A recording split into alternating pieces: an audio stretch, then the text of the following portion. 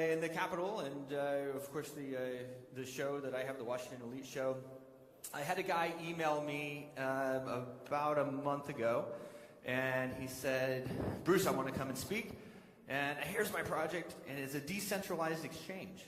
And I was actually just talking with Ismail over there about a few things, but one of them was decentralized exchanges. And decentralized exchanges are the future. There's going to be, of course, a lot of plays for the centralized exchange because everybody wants to hold your coins.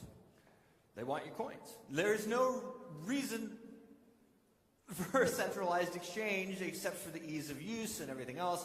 Okay, but they want to hold your coins. Right now, even on Coinbase, which is huge in the US, I'm not sure how big it is here, but if I send or people are sending me money, it's not recorded on the blockchain. And it's, you know, so you wonder, how many coins do they have? Do they have all the coins? They probably don't have all the coins. and that should worry everybody.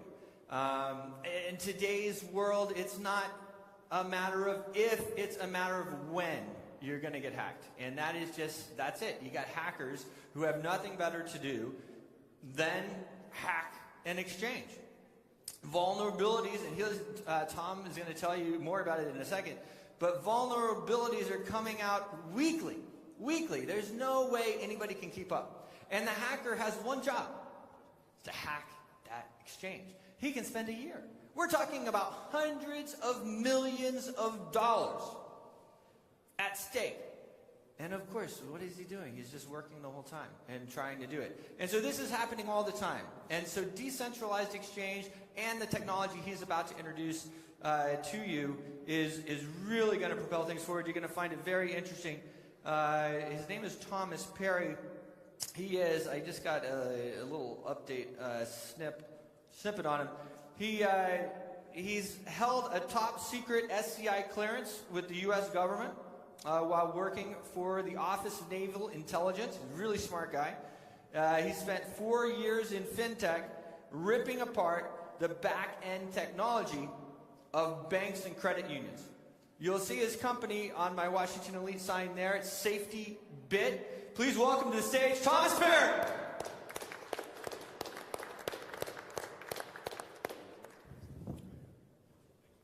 Sir, stage is yours.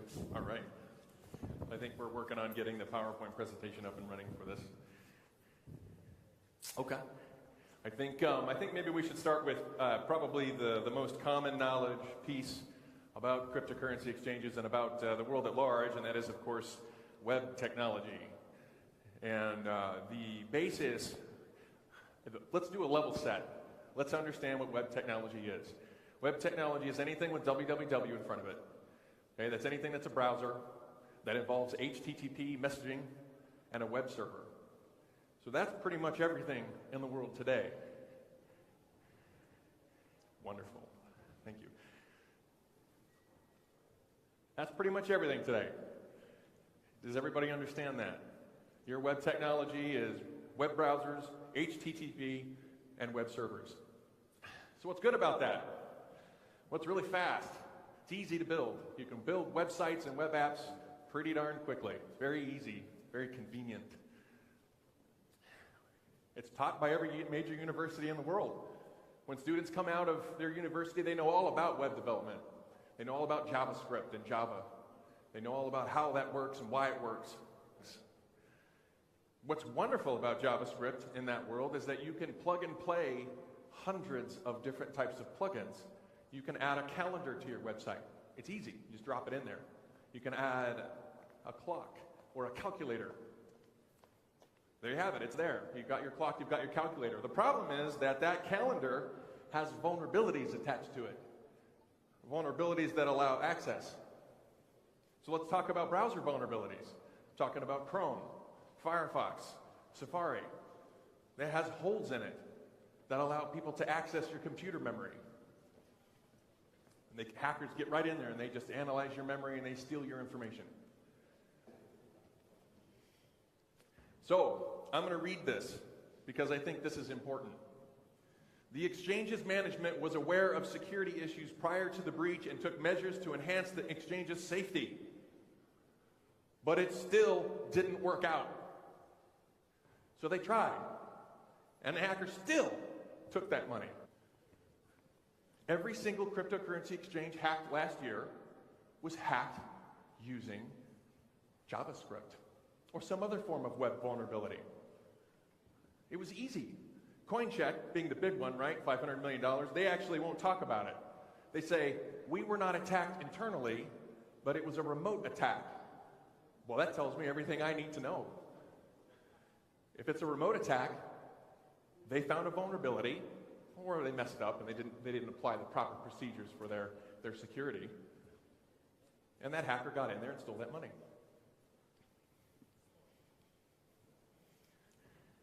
And that's it. Here we go, Thomas Berry. So here, have a seat right here. Let's. We're going to talk. We're about to go to lunch, but I just wanted to. So explain. Did anybody understand? Did people understand that?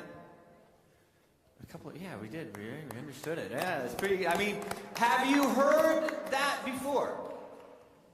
No, right? It's an amazing thing. It really is. It is an amazing thing. So tell me a little bit about how you got here. What led you here? I know, you know, tearing apart the back end of stuff is pretty interesting. Yes. So so the tearing apart the back end technology of credit unions and banks was fascinating. There's a lot of aspects about the banking industry and the financial industry. They're just fascinating in terms of how they handle security. And the security aspect of that portion in some ways is very, very good.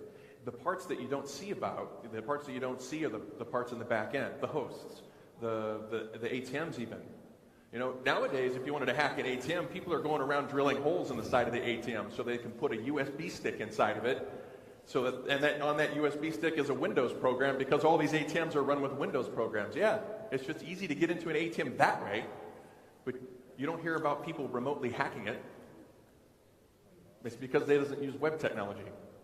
It uses direct socket connections. In fact, most of the stuff on the back end of the banking industry uses direct socket connections. You want a real world example of a system that hasn't been hacked? NASDAQ. It's an amazing thing. So, you know, and what they're doing with the USB thing is they get it in there into the ATM machine, and then they exploit the Windows, right? The Windows. It executes an application on Windows, and it just compromises it. Right, with so many vulnerabilities. So, it's absolutely fantastic. It's Safety Bit is the name of the company. He wants to launch all over the world, starting, I think, in the U.S. Our regulatory compliance is about $250,000. So we're going to be moving that forward. He's joining us as well in Vegas and London on the Washington Elite Roadshow. So it is really awesome. Thank you so much for coming. Yep. Thanks. Awesome.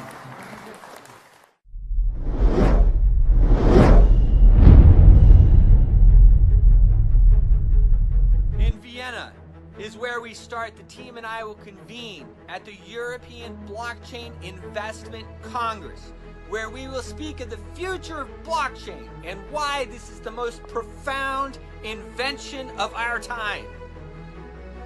We will then descend in Las Vegas, Nevada, with a large Latin American conference. These people are investing big. They're liquid investors investing in top projects, including some of ours. From Vegas, we fly directly to London, where we meet with the top minds in the venture capital arena, including Tim Draper. We play golf at the most exclusive resort in London. It's gonna be awesome.